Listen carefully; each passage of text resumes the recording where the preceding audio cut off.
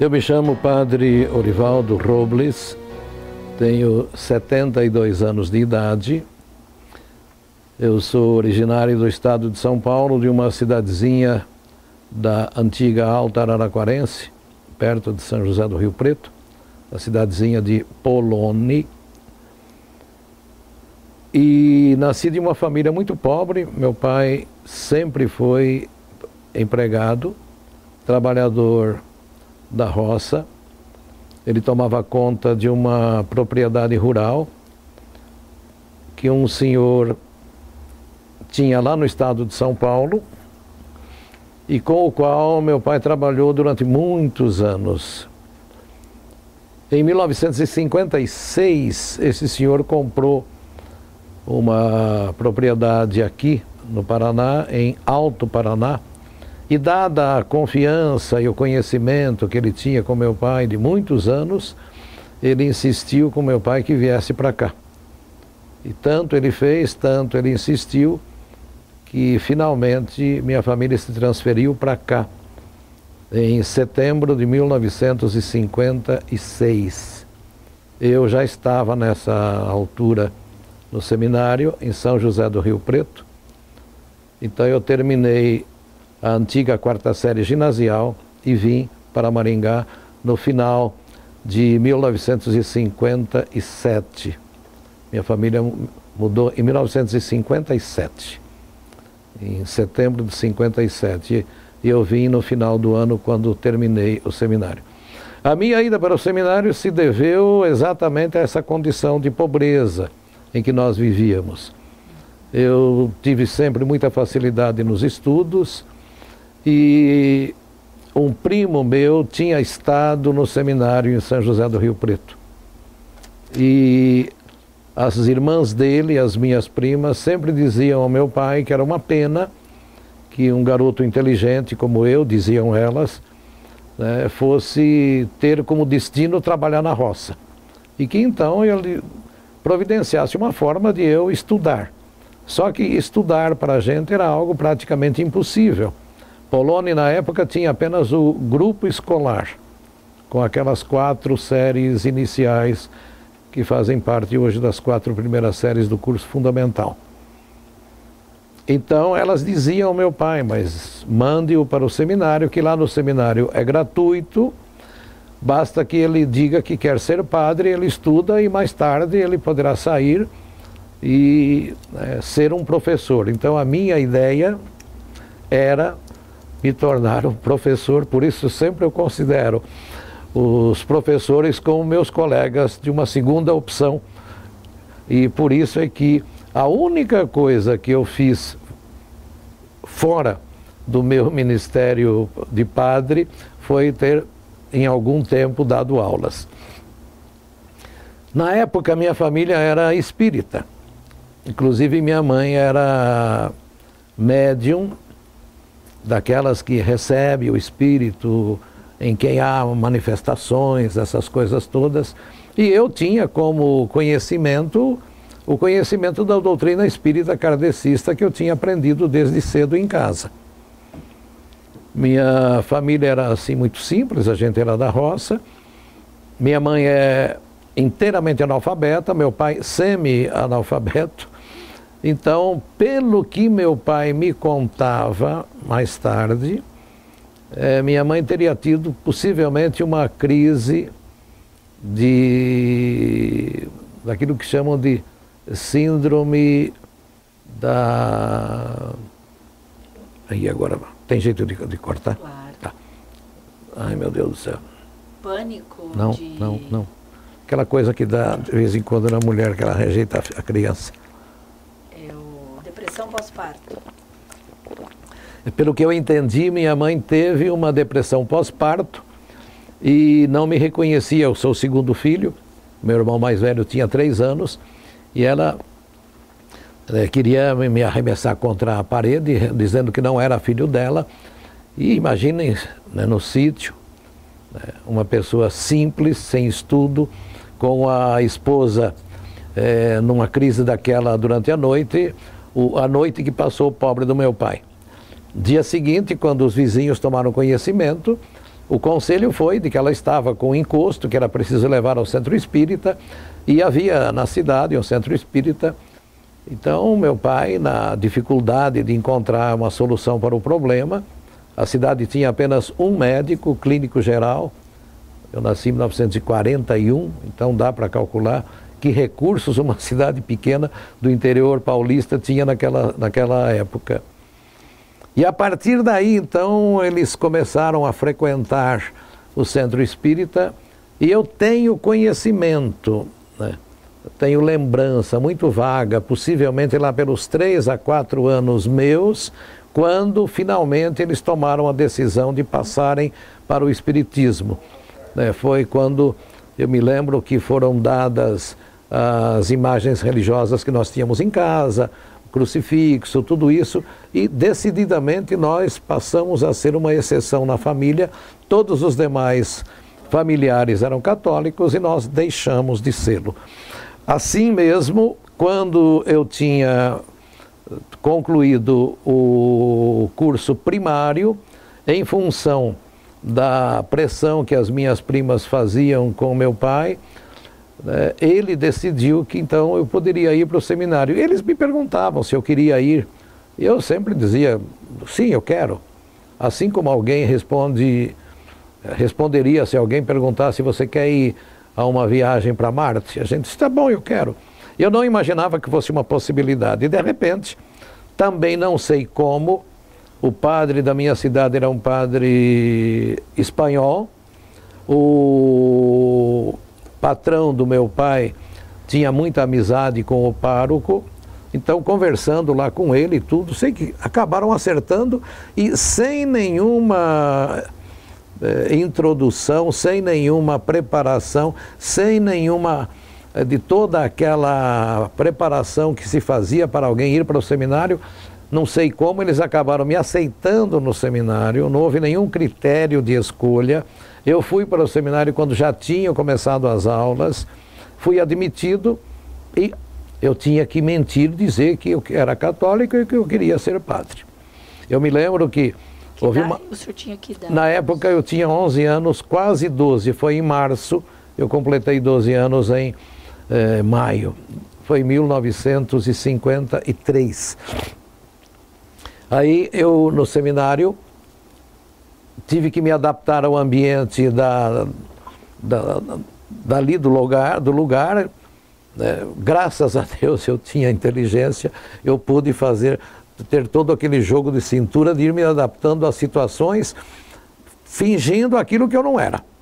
Tanto que no dia seguinte à minha chegada, o rapaz, que sempre tinha um veterano que orientava um novato, ele me disse, você tem que se confessar. Eu não tinha ideia do que era confissão. Por sorte, no ano anterior, lá na minha cidade, tinha havido a primeira comunhão dos alunos da escola, e eu tinha sido o único, por ser espírita, que não tinha feito a primeira comunhão. E aí, houve um dia em que os colegas fizeram a confissão. E aí, na volta para casa, a cavalo, que nós morávamos no sítio, 2 colegas caminhando com a gente, comentavam sobre a confissão que fizeram. E um deles contou o que ele tinha contado para o padre. Até hoje eu me lembro e sempre digo, né, que a minha primeira confissão eu fiz acusando os pecados do Pedro Passarotti, que foi o meu colega, porque eu me lembrava do que ele tinha dito ter contado ao padre. Eu aproveitei e contei as mesmas coisas para o padre ali de Rio Preto, no seminário, para quem eu estava me confessando. Comunguei pela primeira vez sem saber o que estava acontecendo. Se alguém me perguntar quando você fez a primeira Eucaristia, eu não sei, porque eu não sei quando foi que conscientemente eu fiz pela primeira vez este ato fundamental na vida cristã, que é receber a Sagrada Eucaristia. E as orações? As orações, sim, o Pai Nosso, por sorte, os espíritas também rezam, então esse eu sabia em casa. Okay. As outras orações eu tive que ouvir, por sorte nossa, ninguém rezava sozinho. Todas as nossas orações eram em comum. Então eu fui acompanhando. Salve Rainha, essa tudo, até hoje eu não consigo. Mas eu aprendi a partir daquilo que eu ouvia rezar. Bom, aí o seminário e aquela doutrina acabou fazendo parte da sua realidade. Aos poucos, não foi fácil porque eu tinha consciência daquilo que eu tinha recebido em casa. Que é um regime rígido, né?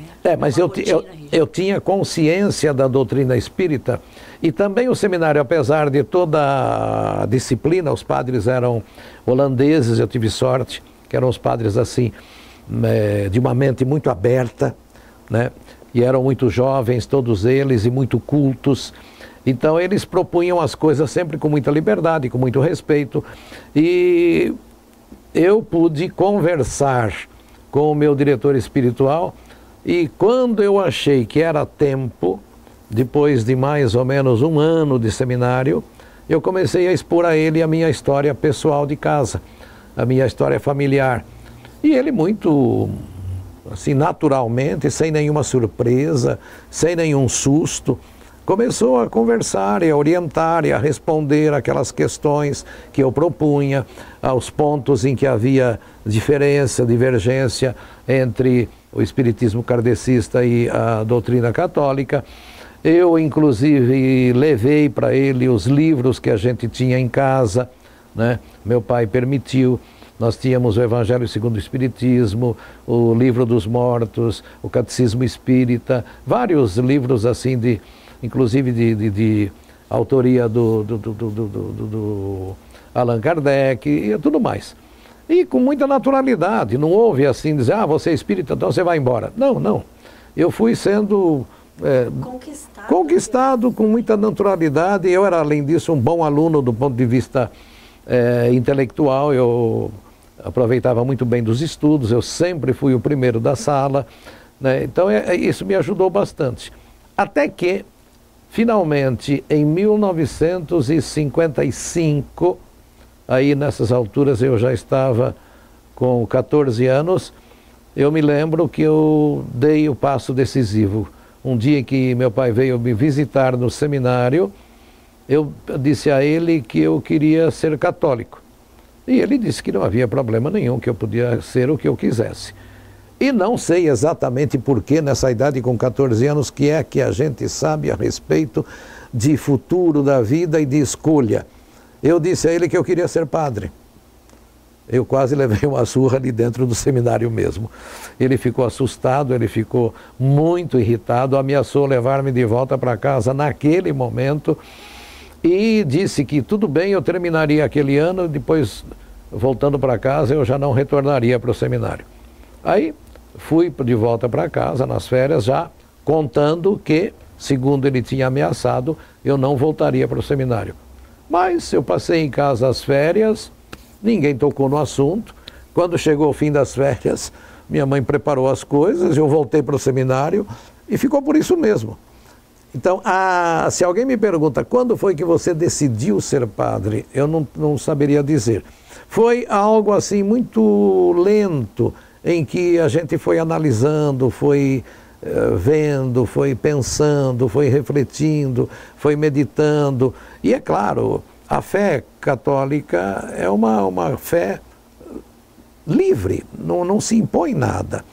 A própria escolha de ser padre, nós acreditamos que é um chamado de Deus, e eu acredito e vi claramente na minha vida, porque eu não tinha a menor chance de ter decidido por mim mesmo escolher ser padre, mesmo porque na nossa época padre usava batina, e em casa, antes de ir para o seminário, nós ridicularizávamos a figura de padre, né? Porque achávamos um homem vestido de saia, onde já se viu que coisa mais sem graça, mais vergonhosa, mais sem sentido, e tudo aquilo. Quer dizer, o ambiente. Além do mais, como minha mãe era espírita e de vez em quando ela recebia, né, um espírito, aquela coisa toda, em casa se firmou a ideia de que os espíritos dos padres desencarnados eram os piores, porque esses tinham muito mais dificuldade de aceitar que tinham morrido e que então deviam ir para outra dimensão, porque eles não aceitavam isso, porque eles achavam que estavam ainda na sua igreja. Então a figura do padre era realmente uma figura bastante antipática dentro da minha casa. O senhor ficou até quando no seminário e o senhor ordenou padre? Aí eu terminei esse curso, terminei em 57, minha família veio para cá, eu vim para Maringá e o Dom Jaime me aceitou, claro, porque ele precisava de seminaristas, de padres. Na época nós não tínhamos nenhum seminarista aqui em Maringá, havia alguns estudando em Jacarezinho. Ele me mandou então para Curitiba, onde eu tinha que terminar o antigo seminário menor. Então a gente fazia em 6 anos o correspondente ao ginásio e ao antigo clássico. Então eu fui para Curitiba, fiz os 2 últimos, a 5ª e a 6ª série, e em final de 59 eu terminei então o antigo seminário menor, e aí fui para filosofia. Fiz filosofia e teologia lá no seminário Rainha dos Apóstolos e fui ordenado padre no final de 1966. Então eu sou padre desde 7 de dezembro de 1966. Quando eu fiquei padre, eu fiquei o primeiro ano lá no seminário que nós tínhamos aberto aqui, o seminário menor. Então eu comecei a trabalhar aqui. Foi aí que eu fui para o colégio Gastão Vidigal. Foi aí que começou esse problema com a situação da época, a situação política da época. Em 64, no golpe, o senhor estava em Curitiba? Estava em Curitiba como estudante, acompanhei, mas a gente era estudante e o seminário era internato. Então a gente não tinha como se manifestar. A gente tinha dentro do seminário, evidentemente, as convicções da gente.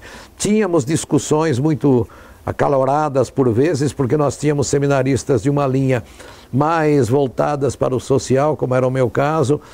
Poderíamos até dizer colegas assim de uma linha mais daquilo que se convencionou chamar de esquerda, como tínhamos também outros, né? Eu talvez pela minha história de vida, por ter vindo de um ambiente pobre, por ter visto mais a situação de necessidade das famílias mais carentes, por ter vindo da roça, por ter tido meu pai sempre como um empregado. Então eu tinha talvez mais essa sensibilidade para com os problemas sociais e com as injustiças que nós tínhamos no país. Outros talvez não sentissem isso. Então, dentro do próprio seminário, em 1964, quando eu já estava na teologia, no 2º ano de teologia, a gente teve, assim, grandes discussões, problemas sérios às vezes, né? Havia, às vezes, manifestações da gente, alguma manifestação pública, mas nunca coisa que tivesse assim, porque foi a partir de 70 que a coisa ficou mais severa, né, aqui no Paraná. Em 64, em Curitiba, a gente não percebeu não houve assim um choque muito grande com as autoridades policiais da época. Em 66, quando eu fiquei padre, então eu fui um dia ao Colégio Gastão Vidigal, o diretor era o professor Basílio Bacarim, e eu fui pedir a ele um professor de português, aliás, fui pedir a ele um professor de geografia para o nosso seminário, porque nós estávamos começando o nosso seminário aqui, o seminário menor, e a gente não tinha ainda composto todo o corpo docente. E aí eu fui pedir ao Bacarim que me desse um professor de geografia. Aí ele me disse, não, eu quero você aqui. O Bacarim era ex-membro da JUC, Juventude Universitária Católica, era um moço de uma formação católica muito boa, muito forte, e de uma linha de participação social bastante intensa.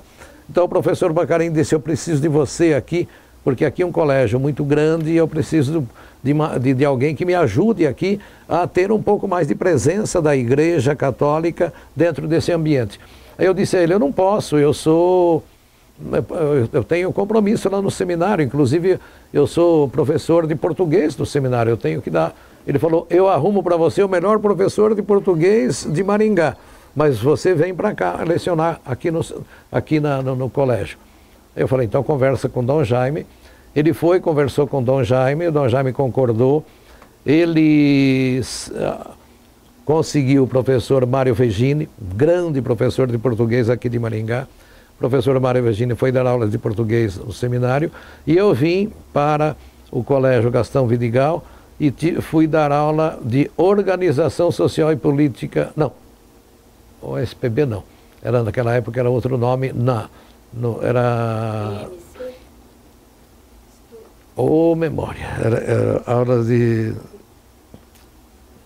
Educação Moral e Cívica, exatamente. Educação Moral e Cívica para um punhado de séries. Então eu tinha uma infinidade de séries, porque eram as terceiras e as quartas, e havia muitas. Então eu tinha manhã, tarde, noite, e dava filosofia para a segunda série do curso clássico. Então eu praticamente vivia no Colégio Gastão Vidigal. Foi exatamente aí que eu tive esse contato mais direto e diuturno com os estudantes. E foi aí que o professor Bacarin sempre me disse, a sua matéria não tem nota, tem conceito, então não estou muito preocupado com o que você vai dar, né?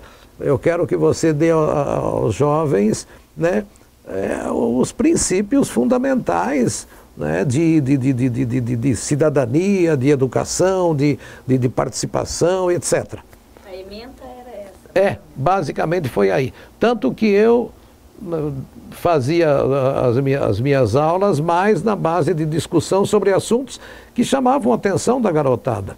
Então, Por exemplo? Como? Por exemplo? Por exemplo, era uma época em que a meninada estava despertando para a sexualidade. Então a gente vinha por o papel do sexo, qual é o valor, né? Qual é de que forma devem se relacionar rapazes e meninas. Qual é a função, né, da convivência entre rapazes e meninas na sociedade. E aí eu já aproveitava para encaminhar sobre o futuro que eles estavam preparando, né? Então, que tipo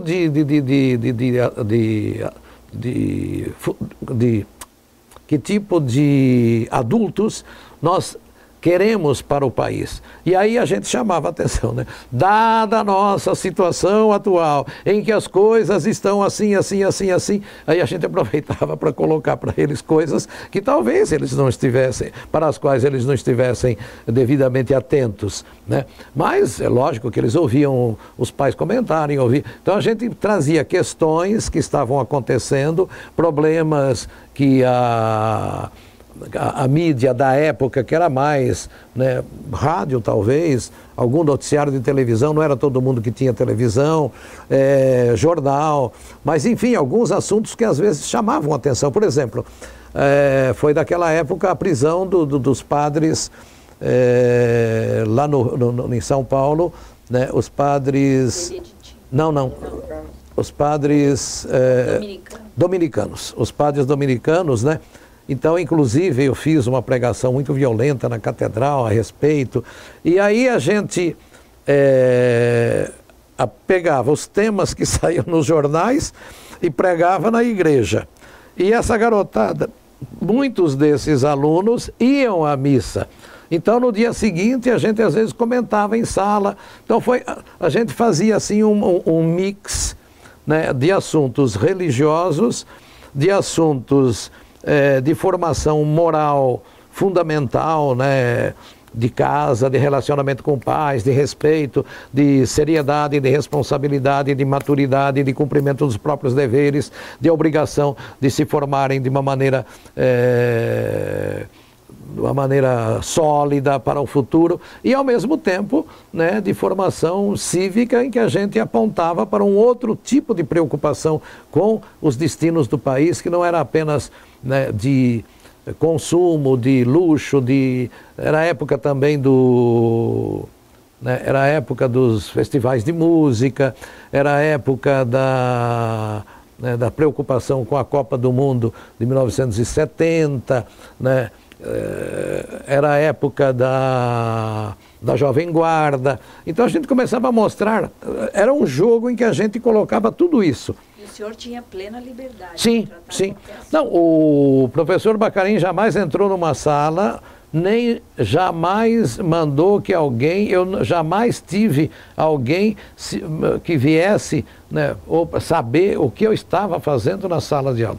E, modéstia à parte, né, eu devo agradecer muito a Deus, eu tive assim uma felicidade muito grande porque eu era jovem, sempre tive uma facilidade muito grande de me relacionar com a garotada, né, falava bem e conseguia tratar dos assuntos.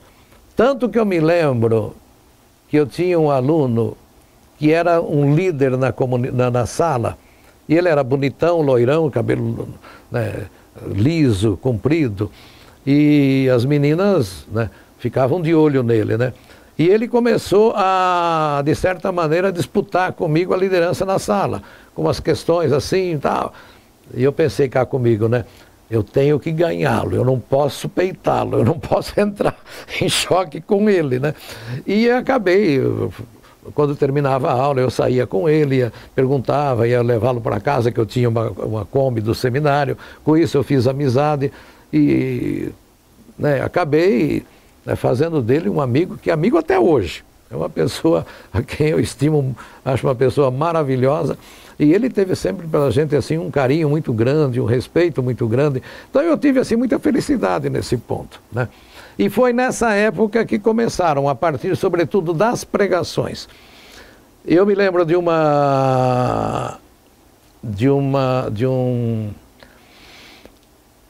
como é que se chama? De uma Páscoa estudantil que a gente fez em 1968, em que a gente foi a vários colégios, né, não só do Gastão, a gente foi ao João 23, a gente foi ao outro, logo depois do João 23, um outro grande que havia na época, que existe até hoje, ali perto na Zona 7 também, memória. Fomos ao Brasília Tiberê, fomos ao... Não, mais... Não é o de plano. Oh, meu Deus, até hoje ele está... Enfim, vários colégios, né?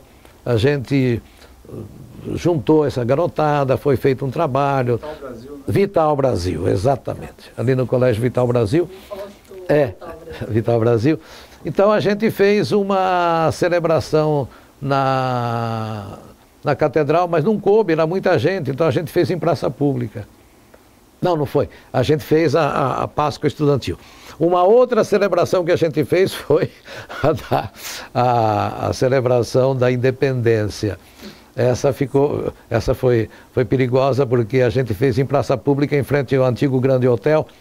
Antigamente o antigo Grande Hotel estava exatamente em frente à catedral. Havia, portanto, um espaço ali e ali a gente fez, né, conseguimos que houvesse o desvio do trânsito e ali então se concentraram os estudantes e eu, nessa época, acho que já tinha despertado a atenção de alguém porque então eu fiz uma pregação ali e eu lembrei aos meninos e meninas, né, que nós estávamos celebrando a independência do Brasil, mas que no fundo era uma mentira, porque o país não era independente. E aí eu coloquei uma série de dados mostrando como a gente, né, não podia dizer que era um país independente, dadas as condições, né, de fome, de falta de saúde, impossibilidade de estudos, uma série de... Falei, que país independente é esse, tal. Aí, uns dias depois, eu tive que ir a delegacia por um outro motivo. E na época o delegado era um capitão da polícia, não era era o não, depois do Haroldo Cordeiro. Era o capitão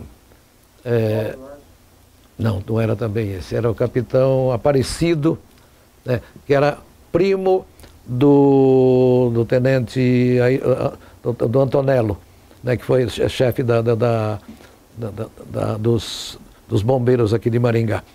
Então o tenente Aparecido, era tenente, o tenente Aparecido me falou, olha, você pode celebrar missa para os jovens, mas se você me falar, se fizer outra vez uma pregação daquela, eu te ponho em cana.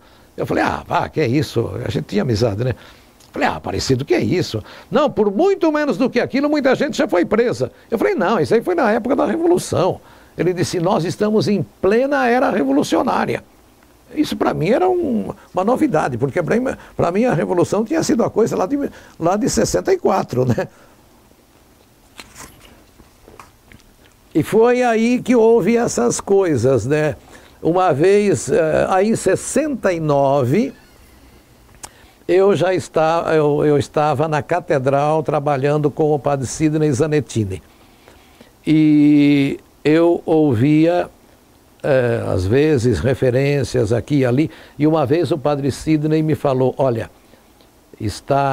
alguém me ligou dizendo que está alguém na catedral, porque eu celebrava a missa às 18 horas na catedral, e o padre Sidney me avisou, alguém está lá na catedral, segundo me avisaram, com equipamento para gravar a sua pregação na missa das 18.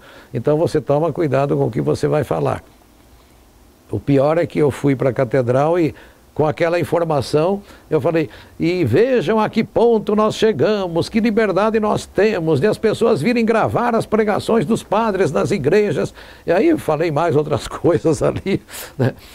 E em 69, aí em 1970, eu fui transferido para Paranacite. Por uma questão muito simples que acontece em toda a igreja, tanto que o Dom Jaime, né, me chamou. Foi necessário mudar o padre que estava em Paranacite, e ele era muito amigo meu. Então ele disse ao Dom Jaime que ele sairia de Paranacite sim, se o Dom Jaime me mandasse para lá. Aí o Dom Jaime me chamou e falou se eu iria. Eu falei que iria, porque para ele, Dom Jaime, imagina, ele sair daqui da Catedral de Maringá para ir para Paranacite, de Nova Esperança para lá, não tinha um palmo de asfalto, era tudo terra, né? Falou, ele vai lá fazer o quê? Então ele me disse, eu falei, não tem problema, eu vou, mas você vai contente? Vou contente, Dom Jaime, não precisa... E foi ótimo. Em Paranacite eu fui maravilhosamente bem recebido, fui um padre feliz da vida, né? Ótimo. E aí lá em Paranacite eu lecionei no colégio estadual e na escola normal. Até que, lá não me lembro bem em que dia, em que época, em 1970, a diretora do colégio estadual, que era esposa do prefeito Antônio Tortato, foi convocada pela inspetora regional de ensino, que era de São João do Caiuá, e ela disse, olha, nós temos que ir a São João para conversar com a inspetora. Aí nós fomos a São João e a inspetora, então, nos chamou e disse, olha, infelizmente eu tenho aqui um comunicado da Secretaria de Educação de Estado, mas é uma ordem verbal, eu não tenho nada escrito. Segundo esta ordem, o padre não pode mais dar aula em colégios oficiais. Tá bom. Nós voltamos, o Tortato era prefeito, o presidente da Assembleia Legislativa na época era de Paranavaí e era muito amigo do Tortato, inclusive ele tinha sido o deputado da região. Ele falou, vamos lá, vamos falar com, me lembro mais o nome dele, vamos ver o que nós podemos fazer. Aí fomos até o general Tourinho, que era o comandante da 5ª Região Militar, não houve jeito, ninguém respondia nada. Disse, não sabemos. Aí tudo depende dele ter uma ficha no DOPS e não sei mais o quê. E Dom Jaime não estava aí, né, estava na Itália. Aí, quando Dom Jaime voltou, ele foi conversar. O secretário de Educação de Estado era o Major Haroldo Carvalhido, major do Exército, secretário de Educação do Paraná. Ele recebeu Dom Jaime na sala dele, só os dois, ele e o Dom Jaime, e falou para o Dom Jaime, olha, Dom Jaime, aqui está a ficha do padre, ele tem uma ficha positiva no DOPS. Em função disso, ele não pode lecionar. E se o senhor disser que eu lhe mostrei essa ficha, eu vou negar. Então, quer dizer, só tinha os dois na sala. A palavra do bispo contra a palavra do secretário. E a partir daí, então, desde 1970, eu fui excluído das aulas em estabelecimentos oficiais e até hoje eu nunca mais entrei numa sala de aula de estabelecimento público, né? Depois, mais tarde, eu fiz questão de saber, aí fui atrás, fui procurar, né, quando se tornou mais acessível, e aí eu recebi, acho que eu recebi 14 documentos que eu pedi, e no livro eu fiz questão de transcrever o que está escrito nas tais das fichas no DOPS. São acusações assim engraçadíssimas, né? Até eu tenho aí no livro, na página 206, para ver assim textualmente o que está dito, né? Que consta que o padre Orivaldo Robles é adepto do amor livre, né? Faz críticas às autoridades constituídas, aos poderes, às Forças Armadas, ao presidente da República. Isso quando não existe e quando não há ninguém gravando os seus sermões. Consta que ele é amigo do estudante, como é o nome dele? Francisco Timbó de Souza, que é reconhecidamente marxista ou outra coisa, não sei, né? E é que não é aceito pela comunidade, o povo não gosta dele, que era exatamente o contrário, porque as minhas pregações ficavam assim, não sei se por curiosidade ou por sorte, eu sei lá por quê. Enfim, eu não sei até hoje quem fez a denúncia contra mim, né? Que instrumentos foram usados para essas denúncias. O certo é que houve uma época assim que eu passei realmente muito medo de ser preso, né? Eu cheguei a ser chamado na delegacia, antes um pouco disso aí, quando eu estava aqui em Maringá ainda, em 1969, quando eu estava na catedral, um dia eu fui chamado, e na época era ainda o Coronel Haroldo, o delegado de polícia. Eu fui chamado lá na delegacia de polícia e recebi uma intimação dizendo para tratar de assuntos do seu interesse. Eu tinha até há pouco tempo, eu joguei fora esse papelzinho em que eu era convidado a ir lá para tratar. Cheguei lá, teve lá um senhor, né, numa sala, pegou meus dados, né, endereço, nome, idade, essas coisas, né, meus dados pessoais, e quando terminou ele disse, está pronto, está dispensado. Aí eu saí de lá, mas eu confesso que para ir até lá, eu avisei várias pessoas, falei, olha, eu vou à delegacia porque fui chamado, se acontecer qualquer coisa, vocês sabem onde eu estou, etc. Procura. E uma vez, né, quando esteve aqui não faz muito tempo, aquele advogado que está em Curitiba que... Renedor? Hã? Renedor? Não, o advogado ele falou que aqui em Maringá havia 3 pessoas, eu guardei isso num livro também, foi uma entrevista que ele deu aqui, o Silbreda? Não, o Edésio. Não é Edésio Passos não, o outro. Ô, memória! Gente, cadê meu livro? O outro livro. Eu tenho marcado, inclusive, na página, para não ter perigo porque eu relato um pouco essas coisas aqui. Obrigado. Ai, gente. Aqui, ó, o que eu vi as fichas lá dizer o seguinte, ó, esta agência teve conhecimento de que o padre Oriovaldo Sic Robles, da paróquia de Maringá, Paraná, em suas pregações dominicais, critica o excelentíssimo senhor presidente da República e as Forças Armadas como corruptas, atua no meio estudantil, é pregador do amor livre, SIC, e finalmente que a população de Maringá repudia a sua atuação. Essa era a informação que vinha de Curitiba para alguém aqui em Maringá, que eu não sei quem era lá, a pessoa, a autoridade aqui de Maringá. Aí a autoridade aqui de Maringá respondia: em face do exposto, tenho a honra de me dirigir a Vossa Senhoria para solicitar informações. Ah, não, ainda continuando. Em face do exposto, tenho a honra de me dirigir a Vossa Senhoria para solicitar informações quanto à veracidade dos fatos apontados, caso se confirmem ampliar dados de qualificação, antecedentes políticos e ideológicos da pessoa referida e outros dados. Isso era o pedido que vinha de Curitiba para a autoridade aqui de Maringá. A autoridade aqui de Maringá, não me lembro quem era, respondia, né?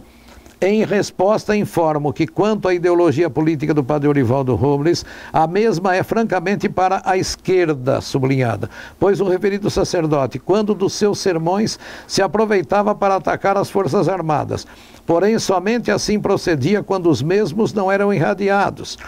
E quando tivemos conhecimento de tais discursos, foi justamente na ocasião em que Vossa Senhoria enviou um agente para conseguir a gravação dos mesmos.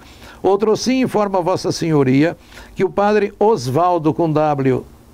Robles é grande amigo do estudante Francisco Timbó de Souza, elemento este fichado nesta especializada como subversivo, sublinhado, com o qual mantém sempre contato.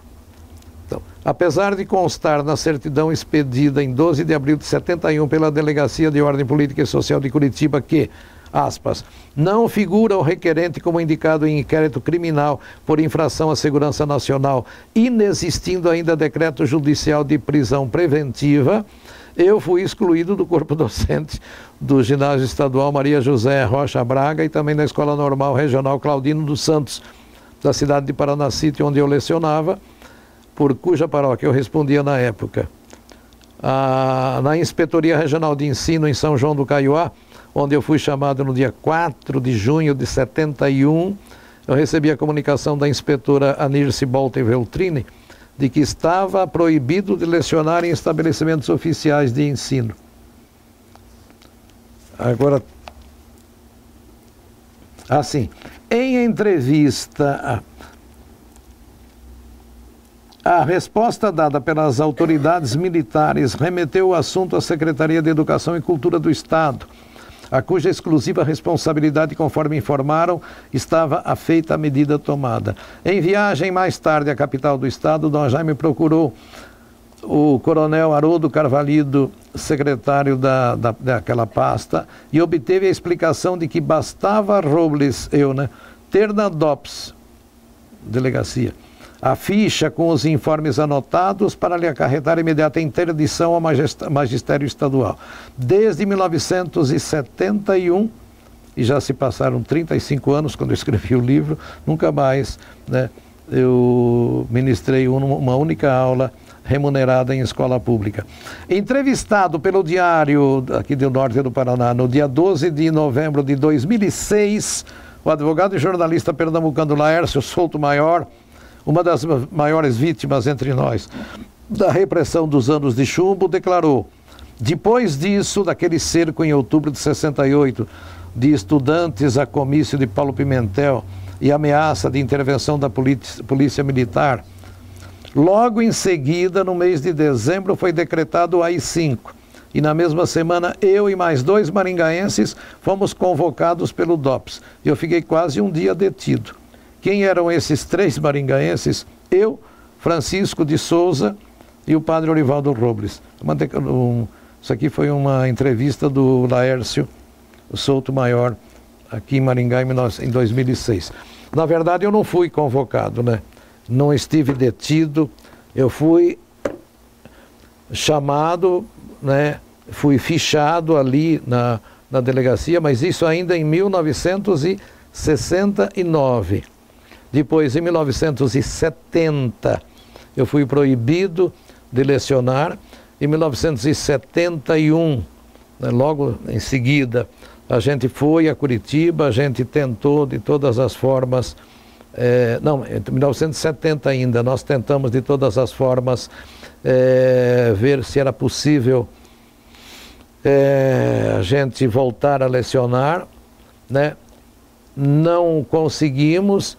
Aí o Dom Jaime, quando voltou de Roma, ele foi em 1971, teve uma conversa com o Major Haroldo Carvalhido E o Major Haroldo Carvalho, que era o secretário estadual de Educação, falou para ele que havia uma ficha a meu respeito e, em função desta ficha, eu não poderia lecionar. Então, eu posso dizer que eu fui feliz, né? Porque com todos os problemas que a chamada Revolução de 64 provocou no nosso meio, para mim sobrou apenas isto, uma proibição de lecionar em estabelecimentos oficiais. Eu não tive, né, nenhum momento de tortura, de prisão, não tive nada disso, graças a Deus. Padre, eu queria fazer umas duas perguntas para o senhor. Faça. Eu queria que o senhor, na verdade, eu queria estimulá-lo a falar sobre um trabalho coordenado pela irmã Jane, baseado nas teorias do Padre Lebré. Esse foi um trabalho que inspirou muitos estudantes em Maringá, e o senhor cita esse trabalho no seu livro. Eu queria falar um pouco disso. É verdade.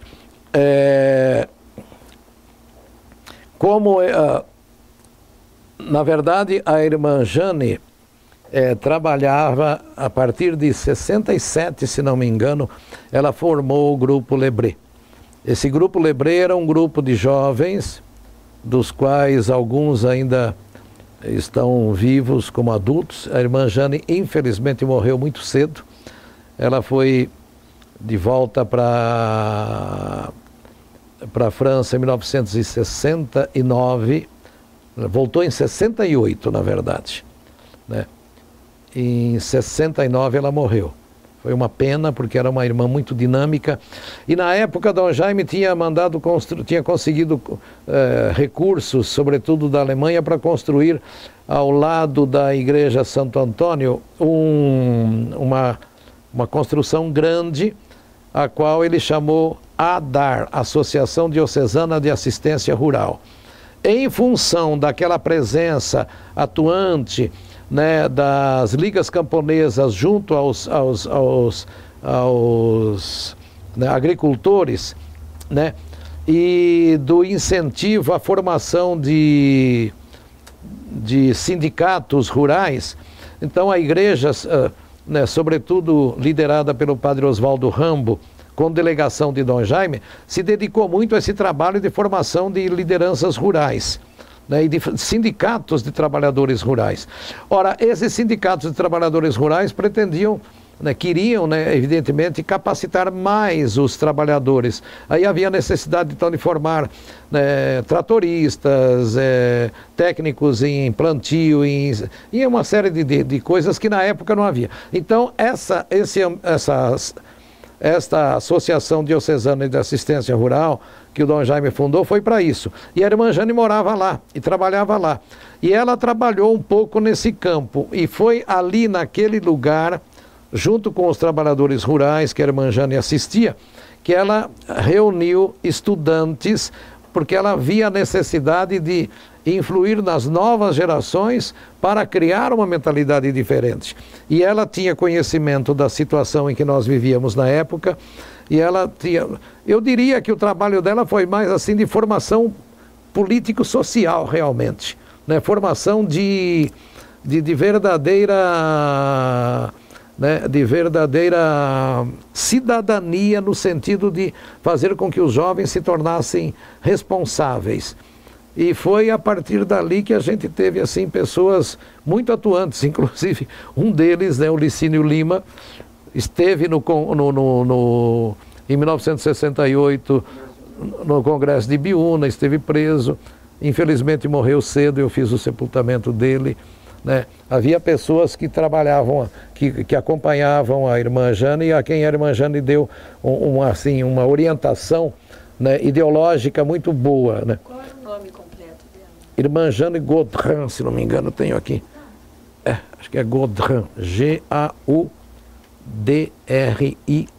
Eu queria que o senhor falasse, depois você faz a segunda pergunta, queria que o senhor falasse do Dom Jaime. Como é que era conviver com ele? O senhor falou que o senhor foi feliz. Eu queria saber que se dentro da própria igreja, as suas pregações, as suas posições lhe causaram algum... Não, por incrível que pareça, né? O Dom Jaime era conhecido... Uma reprimenda. Dom Jaime era uma figura estranha, né? Era uma figura de contrastes. Dom Jaime era uma figura de 8 ou 80.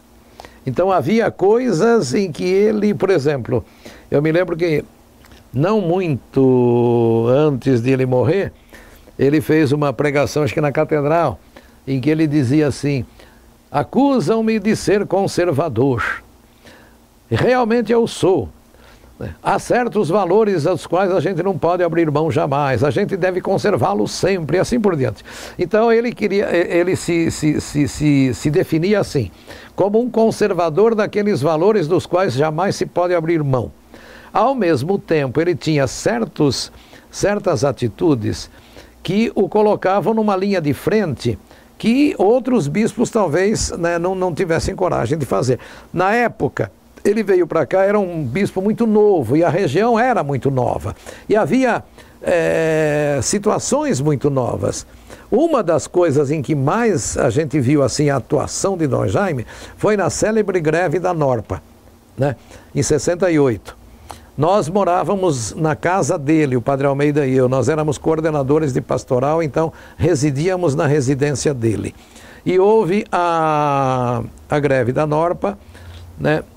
E eu me lembro que, não me lembro qual foi o advogado, né?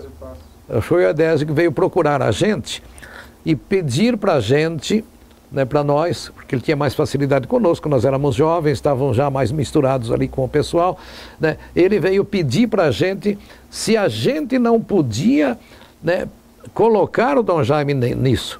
Falou, por favor, pede ao Dom Jaime. E a gente foi e conversou com o Dom Jaime. Gente, ele abraçou a causa assim de uma forma além do esperado.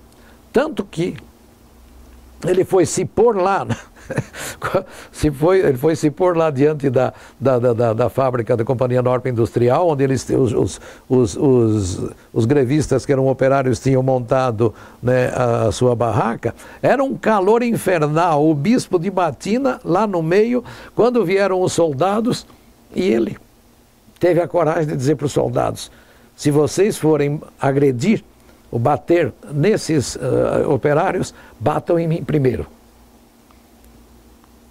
Umas coisas assim espantosas, né? Se você for olhar... Aí depois outra coisa, quando finalmente o Fujiwara cedeu lá no que eles queriam, tal, né?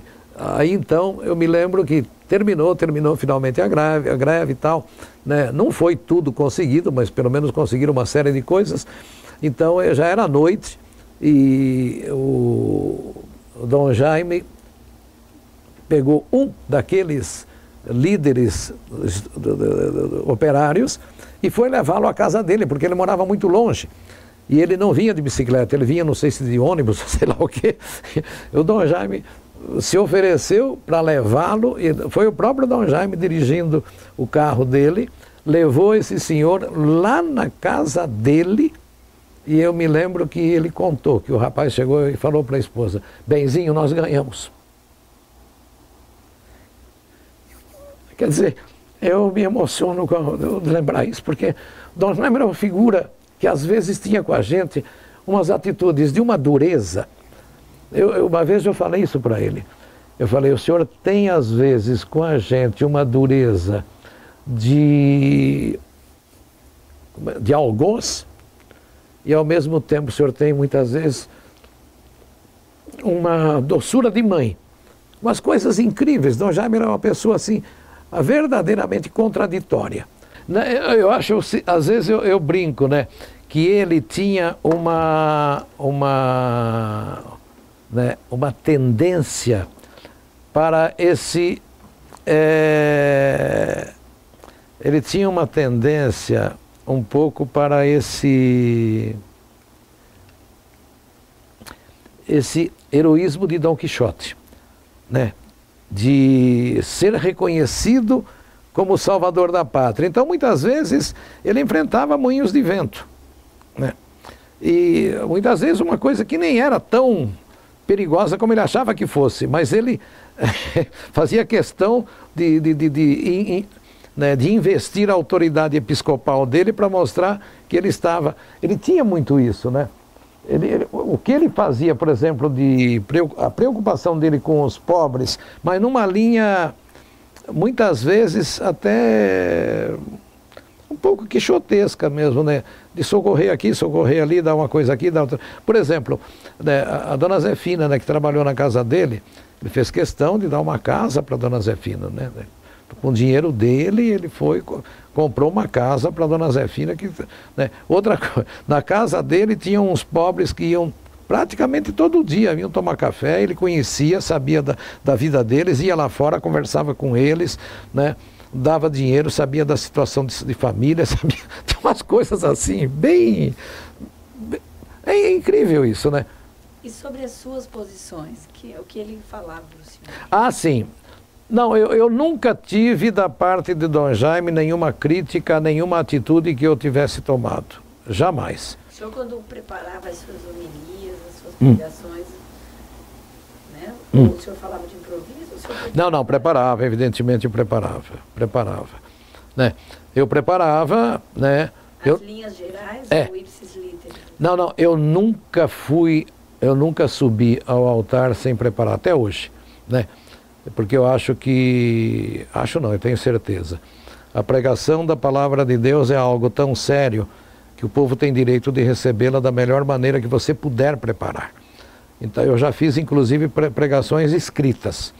Quando eu não tinha segurança de que eu pudesse ser fiel a tudo que deveria ser dito, eu me dei ao trabalho de fazer primeiro em casa, escrever, para depois ir e ler a transcrição para ser fiel.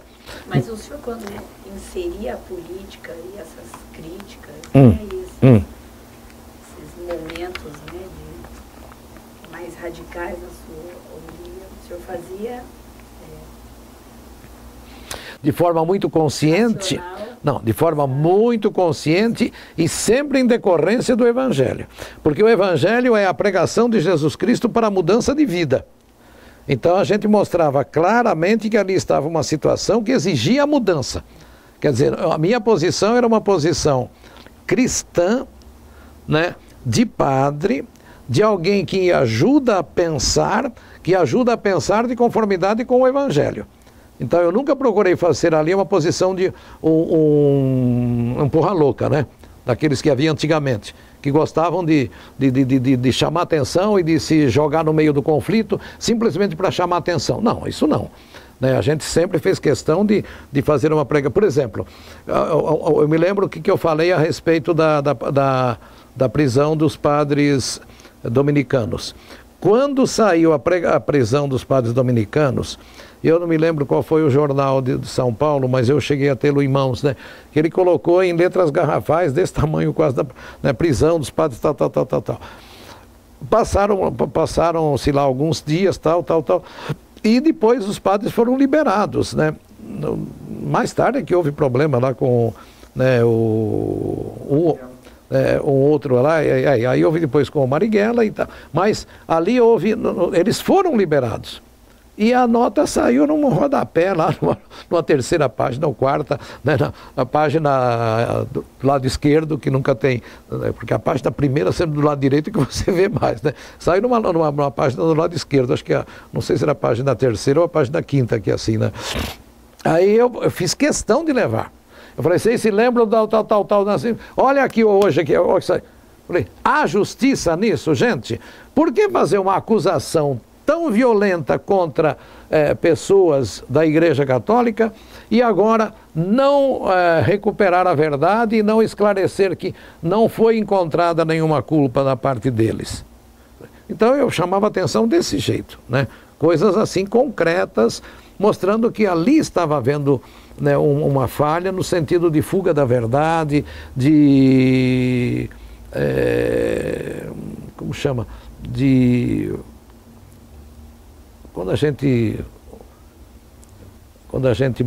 manipulação dos fatos, etc.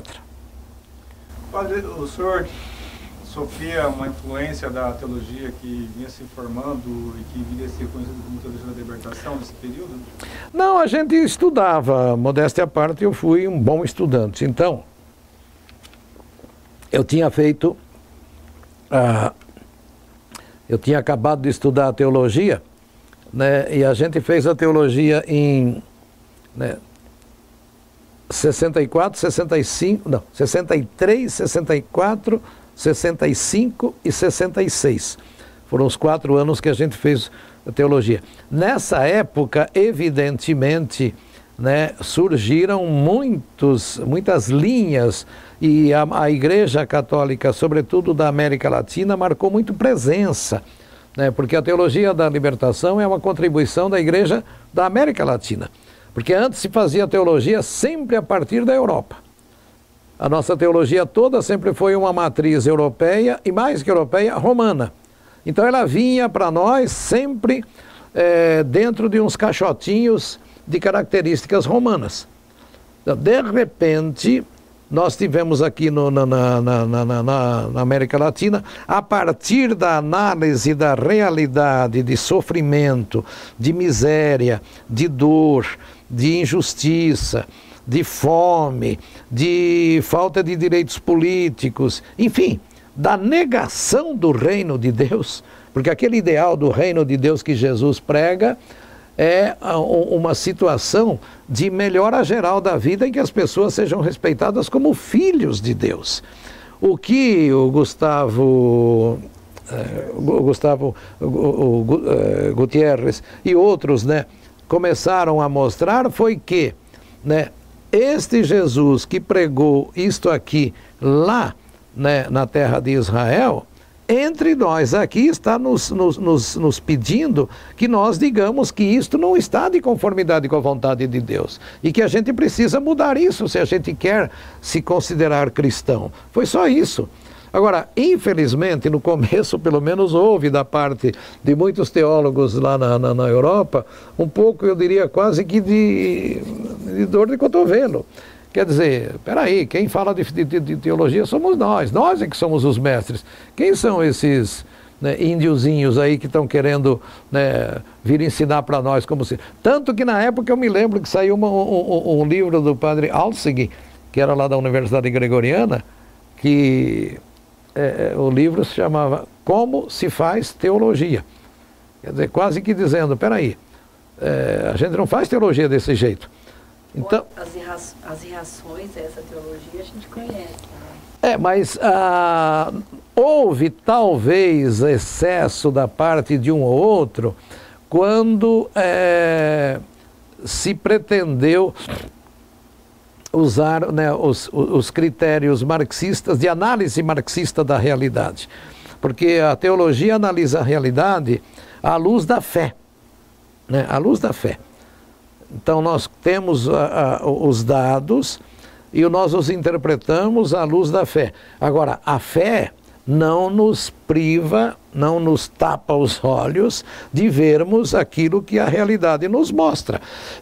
Então, esta orientação no sentido de termos uma teologia mais voltada para os problemas específicos, sobretudo dos pobres e abandonados, os pobres e marginalizados, isto nós já víamos experimentando no tempo de seminário. Por quê? Porque já nós estávamos dentro do ambiente do Concílio Vaticano II. Não se esqueça de que o Concílio Vaticano começou em 1962 e terminou no final de 65. Então nós pegamos uma época ótima. Nós somos a primeira geração dos padres do Concílio Vaticano II. Agora, é evidente que o concílio deu uma guinada tão grande, cuja repercussão a gente não conseguia perceber até então. E não conseguimos até hoje, né? Na verdade, nós celebramos aí os 50 anos do concílio, mas nós não percebemos até hoje ainda toda a dimensão, toda a repercussão que o Concílio Vaticano II trouxe. Por exemplo, o documento Gaudium et Spes, né? Aquele documento sobre a Igreja e o mundo, né? A realidade do mundo em que nós vivemos, aquilo é de uma explosão e de uma dimensão cujas consequências nós ainda vamos ter que pesquisar mais, né? Voltando à greve de 68, Pois não. o senhor teve participação nos comitês de apoio à greve? Eu queria que o senhor falasse sobre isso. A gente foi chamado exatamente desde o início. Quer dizer, nós tínhamos lá um grupo de operários que estavam numa situação difícil e que, recusando-se a trabalhar sob aquelas condições, tiveram, evidentemente, negados os seus salários e que, portanto, enfrentavam uma situação dolorosa. Aí se formaram, né, comitês de apoio a esse pessoal, como nós fazemos hoje, né? Olha, vamos procurar umas cestas básicas, o pessoal que precisa comer, precisa se alimentar, como é que vai ser?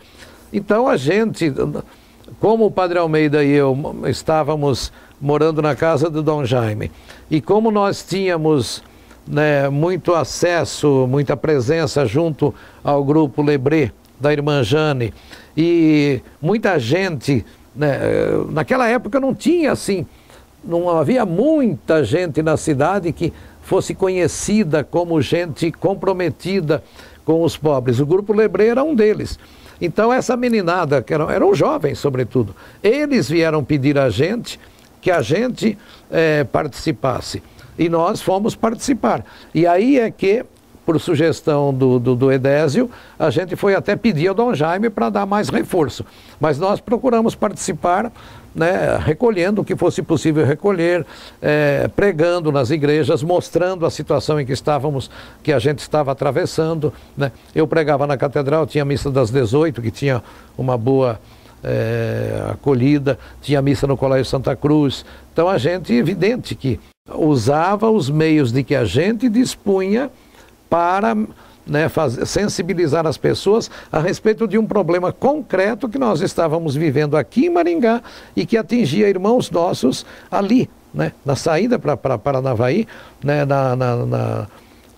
sobretudo, a gente fala da greve da Norpa, mas, né, a indústria cruzeiro, mais para frente também, estava nas mesmas condições. Na década de 70, houve a consolidação da Igreja Popular no Brasil, né? Foi a linha, inclusive, que foi seguida pela CNBB.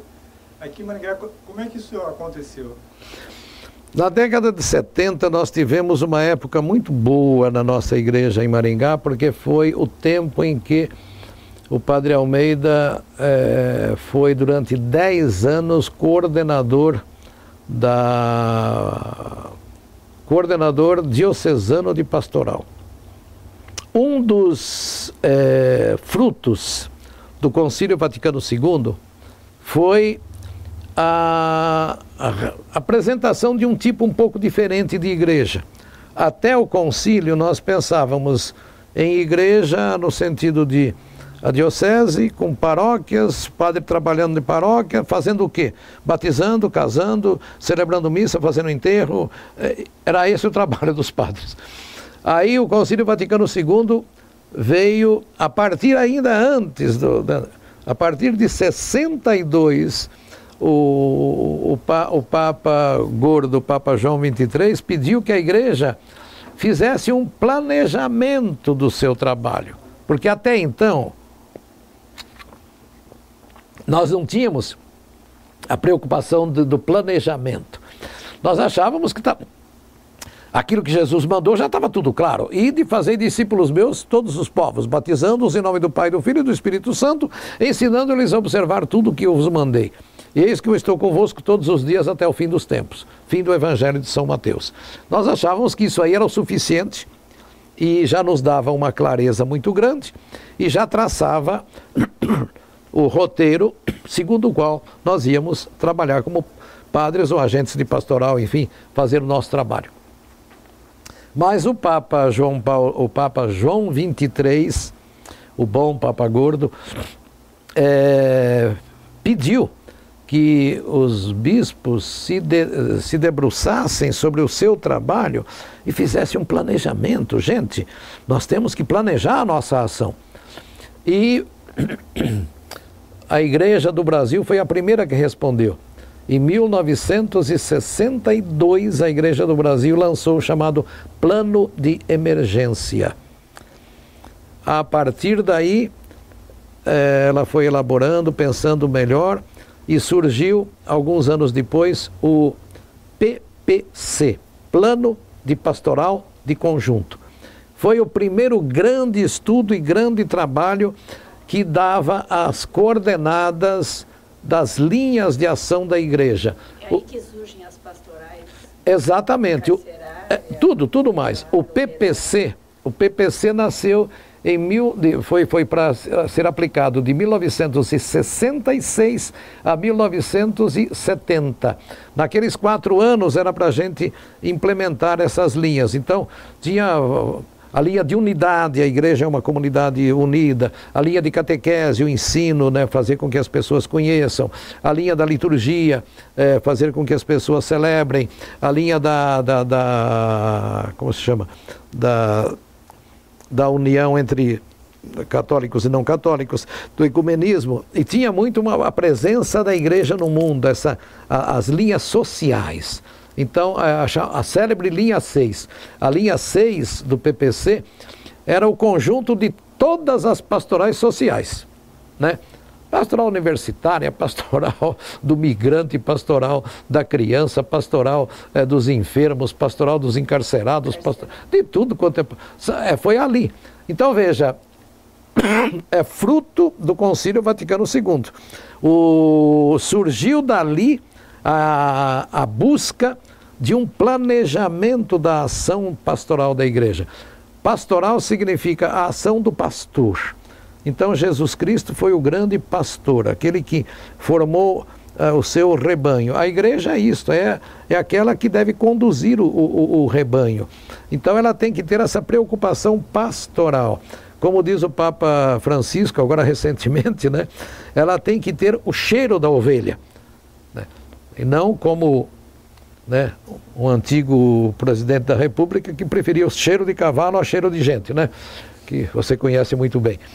Eu queria que o senhor falasse dos contatos que o senhor teve com os presos políticos na época mais intensa.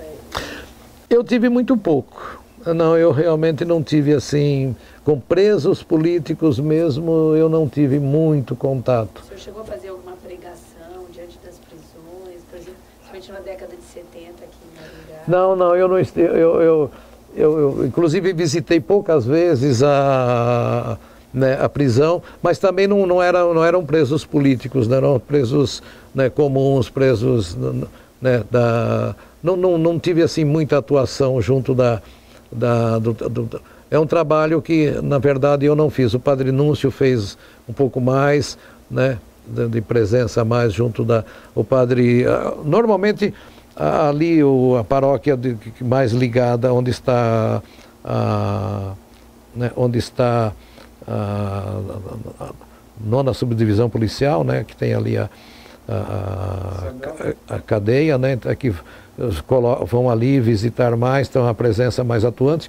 Eu estive uma ou outra vez na penitenciária, mas aí a questão de entrevistas, mais para um jornal que nós tínhamos, mas um trabalho assim mais especificamente voltado para uma pastoral carcerária, realmente eu não desenvolvi. Não desenvolvi. E hoje o senhor atua em que frente, padre? Minha filha, eu estou com 72 anos, vou para 73. Eu trabalhei na paróquia Santa Maria Gorete, agora ultimamente, durante 20 anos. E depois de 20 anos na paróquia Santa Maria Gorete, né, o bispo achou que era melhor, então eu ceder o lugar para outro. Então ele me colocou na catedral para eu dar uma mão. Então hoje eu sou chamado vigário paroquial. Vigário paroquial é aquele que não tem mais a responsabilidade da direção de uma paróquia, né? E aí a política, ela entrou na sua vida através das suas pregações. O senhor chegou a participar de algum grupo? Não, acompanhar algum partido? Não. A política partidária eu nunca estive. Orgânica? Não. A minha preocupação ali na linha política foi aquela de dar as coordenadas do que eu entendia no momento e segundo as minhas possibilidades, né, orientar aqueles que estavam ligados aos meus cuidados, que eram os meus paroquianos, os jovens sobretudo, porque com os jovens a gente tinha assim um grande trabalho, já que eu era professor deles, né? E eram muitos os jovens, né? Até hoje eu encontro, né, gente que foram alunos meus e que eu nem lembrava mais, que eram garotos na época, hoje já são avós, né? Mas se o senhor tiver mais alguma outra coisa... Assim, não, eu acho que, na verdade, o trabalho que eu desenvolvi aqui em Maringá, eu acho que é um trabalho muito modesto, né? Eu não tive assim... eu acho que eu fui para Paranacite, em Paranacite ali em 2 anos e pouco, acho que eu tive uma presença muito grande, mas no sentido de inserção na vida da comunidade, né? Depois, dali eu fui nomeado para Marialva, em Marialva trabalhei 10 anos e 9 meses, e acredito que o grande trabalho que eu tive em Marialva foi também realmente entrar na vida da comunidade e me tornar mais um deles. A minha grande preocupação como padre foi mostrar que a religião não é alguma coisa diferente, alguma coisa assim que nos tira da nossa vida. Pelo contrário, a religião é a própria vida que a gente vive de conformidade com o Evangelho. E como nós somos todos pecadores e eu sou o maior deles, a gente se esforça para fazer com que a vida da gente seja um pouco, né, aquilo que o Evangelho ensina, porque Jesus Cristo veio para quê? Veio para nos ensinar a viver, a trazer um modelo de vida. Daí eu estive depois do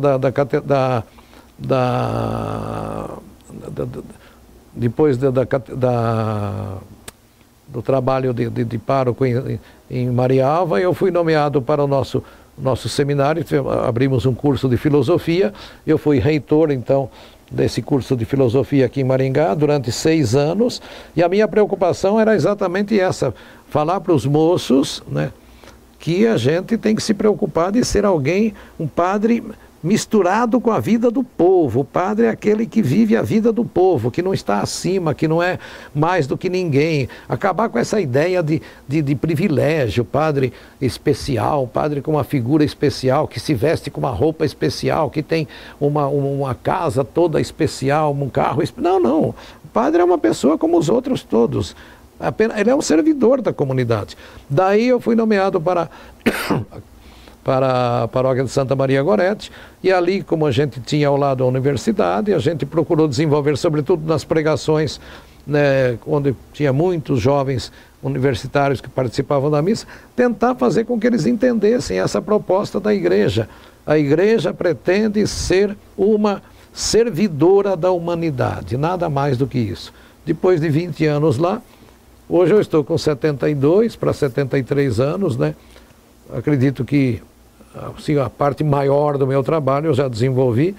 Eu vou continuar fazendo o pouco que eu puder, enquanto eu puder. O senhor acha ainda como é que o senhor tem essa política e a igreja? Tem similitudes? A igreja pode contribuir com a melhoria da vida da população? Garantia dos direitos? Eu acho que a igreja tem um papel fundamental no sentido de ser a grande luz que ilumina e a grande voz que grita, que esclarece, que orienta, que diz, que prega, que mostra o caminho é por aqui. Agora, a grande dificuldade nossa está em que nós, como instituição, a igreja não tem força para atuar na política. A política é realmente laica, nesse sentido de que não é a igreja que tem que exercer a condução da sociedade. A igreja tem que apontar os caminhos, né? Ela tem argumentos para isso, ela tem moral para isso, apesar das muitas falhas que tivemos ao longo da história. Isso nós não negamos. Mas a igreja é uma comunidade fundada por Jesus Cristo e comprometida com Ele, voltada para o bem de todos, no sentido de fazer com que todos sejam atendidos nas suas necessidades fundamentais, como numa família. Numa família, todos têm direitos iguais porque todos são filhos do mesmo pai e da mesma mãe. A igreja prega exatamente isso. A humanidade é um grupo bastante grande de pessoas, mais de 7 bilhões de pessoas, né? Todas filhas do mesmo pai, portanto, todas com iguais direitos. É um absurdo nós vivermos, né, numa comunidade de 7 bilhões de irmãos, quando sabemos que mais de 1 bilhão passa fome. Isso é absolutamente injusto, inaceitável. Isto é clamoroso. Isto é desumano, isto é anticristão, isto é antiético, isto é anti-tudo. Então a igreja tem que ser aquela que grita, que prega, que anuncia, que denuncia, que mostra. Esse é o papel da igreja, é o papel político da igreja. Agora, a realização disto se faz através da política partidária, segundo os esquemas daquilo que nós conhecemos. Por isso é que nós vamos estar sempre em choque com esse pessoal que está aí. É uma pena, mas dificilmente nós vamos dizer parabéns, senhor político. Normalmente o que nós dizemos é que vergonha, senhor político, que coisa horrorosa, né? E por isso que o pessoal critica, né? A igreja é contra. Não, a igreja não é contra. A igreja é a favor.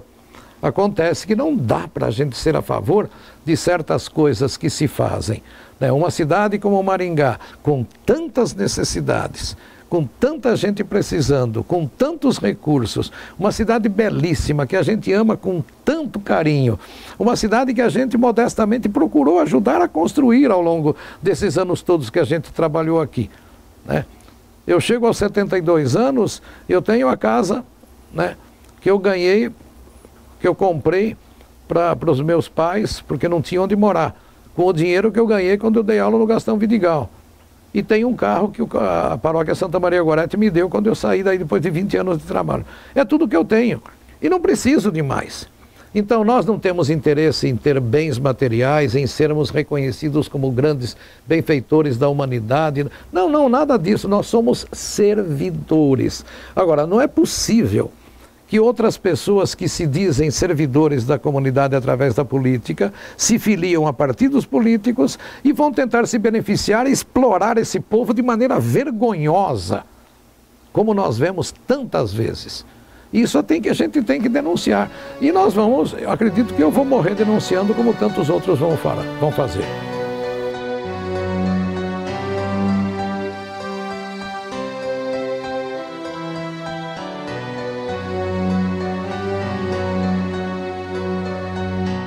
Ouça bem esta canção, ela fala pra você. Ela fala de um tempo que ninguém pode esquecer, de um tempo em que alguns homens impuseram a tirania, muitos outros responderam com a sua rebeldia. Os tiranos implantaram longa noite de terror, tentaram calar a todos, provocando muita dor. Censuraram a cultura e toda a cidadania, calaram toda a voz, promovendo a vilania.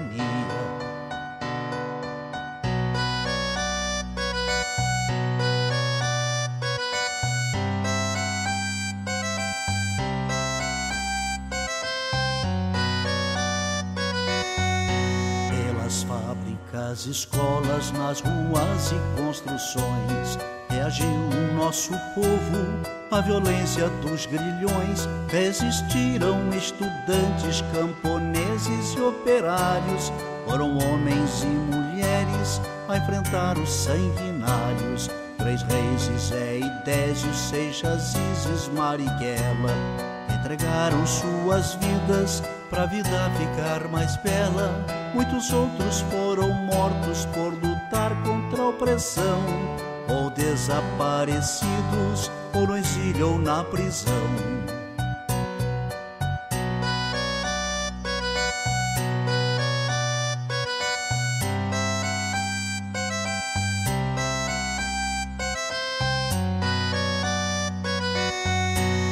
Com a luta desses homens derrotou-se o opressor. Muito sangue derramado, muita lágrima e suor. Quem tem medo de retorno não se sinta equivocado. O terror que foi um dia poderá voltar dobrado, a mesma vigilância de quem ama a liberdade poderá impedir que volte o império da maldade, mas a luta continua por justiça e pelo pão, pela reforma agrária, por saúde e educação.